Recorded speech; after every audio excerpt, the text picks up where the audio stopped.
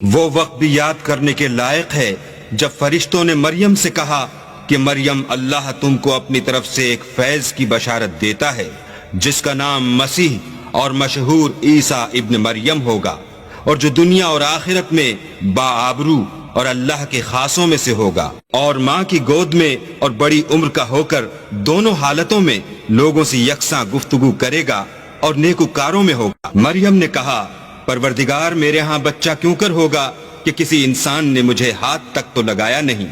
فرمایا کہ اللہ اسی طرح جو چاہتا ہے پیدا کرتا ہے، جب وہ کوئی کام کرنا چاہتا ہے تو ارشاد فرما دیتا ہے کہ ہو جا تو وہ ہو جاتا ہے، اور وہ انہیں لکھنا پڑھنا اور دانائی اور تورات اور انجیل سکھائے گا، اور عیسیٰ بنی اسرائیل کی طرف پیغمبر ہو کر جائیں گے اور کہیں گے کہ میں تمہارے پاس تمہارے پروردگار کی طرف سے نشانی لے کر آیا ہوں، وہ یہ کہ تمہارے سامنے مٹی کی مورت بشکل پرند بناتا ہوں، پھر اس میں پھونک مارتا ہوں تو وہ اللہ کے حکم سے سچ مچ جانور ہو جاتا ہے، اور اندھے اور ابرص کو تندرست کر دیتا ہوں، اور اللہ کے حکم سے مردے میں جان ڈال دیتا ہوں، اور جو کچھ تم کھا کر آتے ہو اور جو اپنے گھروں میں جمع کر رکھتے ہو سب تم کو بتا دیتا ہوں۔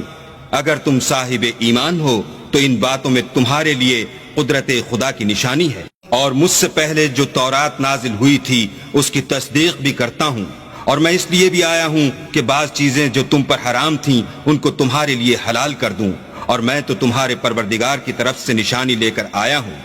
تو اللہ سے ڈرو اور میرا کہا مانو، کچھ شک نہیں کہ اللہ ہی میرا اور تمہارا پروردگار ہے، تو اسی کی عبادت کرو، یہی سیدھا رستہ ہے۔ جب عیسیٰ نے ان کی طرف سے نافرمانی اور نیت قتل دیکھی تو کہنے لگے کہ کوئی ہے جو اللہ کا طرفدار اور میرا مددگار ہو۔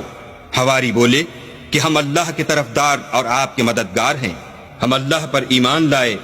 اور آپ گواہ رہیں کہ ہم فرما بردار ہیں۔ اے پروردگار، جو کتاب تو نے نازل فرمائی ہے ہم اس پر ایمان لے آئے اور تیرے پیغمبر کے متبع ہو چکے، تو ہم کو ماننے والوں میں لکھ رکھ۔ اور وہ یعنی یہود قتل عیسیٰ کے بارے میں ایک چال چلے، اور اللہ بھی عیسیٰ کو بچانے کے لیے چال چلا،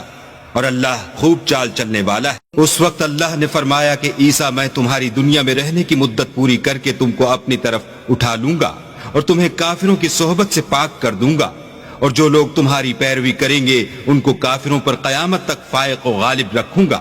پھر تم سب میرے پاس لوٹ کر آؤ گے تو جن باتوں میں تم اختلاف کرتے تھے اس دن تم میں ان کا فیصلہ کر دوں گا، یعنی جو کافر ہوئے ان کو دنیا اور آخرت دونوں میں سخت عذاب دوں گا اور ان کا کوئی مددگار نہ ہوگا، اور جو ایمان لائے اور عمل نیک کرتے رہے ان کو اللہ پورا پورا صلاح دے گا، اور اللہ ظالموں کو دوست نہیں رکھتا۔ اے محمد صلی اللہ علیہ وآلہ وسلم، ہم تم کو اللہ کی آیتیں اور حکمت بھری نصیحتیں پڑھ پڑھ کر سناتے ہیں،